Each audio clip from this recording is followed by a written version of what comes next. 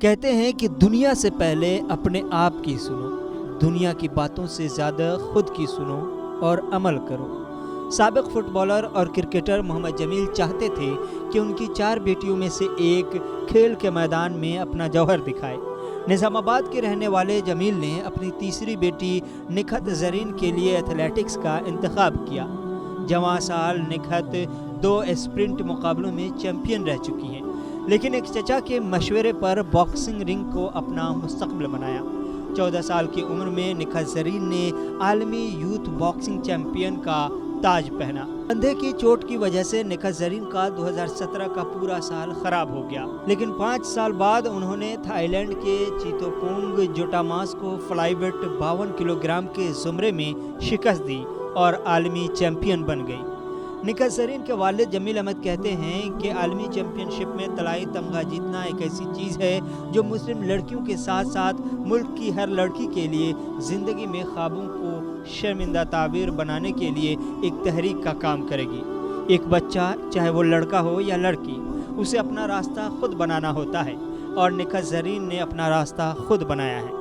Boxing کے کھیل میں لڑکیوں کی شارٹس یعنی کہ نکر پہننے کی ضرورت ہوتی ہے، اور جس ماحول میں جمیل رہتے تھے ان کے لیے آسان نہیں تھا کہ بیٹی کو شارٹس پہن کر کھیلنے کی اجازت دیں، لیکن جمیل احمد اور ان کی اہلیہ پروین سلطانہ نے بیٹی کی حمایت کی اور اس کے خواب کو پورا کرنے میں پیش رہے۔ نکھت نے ترکی میں ترکی کی ہی مکہ باز ایلکودیمر کو شکست دے کر 2011 کا عالمی یوتھ چیمپئن شپ کا خطاب جیتا تھا۔ جمیل احمد کہتے ہیں کہ انہوں نے اپنی بیٹی کی تعلیم اور کھیل کو سپورٹ کرنے کے لیے 15 سال پہلے سعودی عرب میں اپنی نوکری چھوڑ کر نظام آباد آنے کا فیصلہ کیا۔ نکھت کی 2 بڑی بہنیں ڈاکٹر ہیں اور چھوٹی بہن بیڈمنٹن کھیلتی ہے۔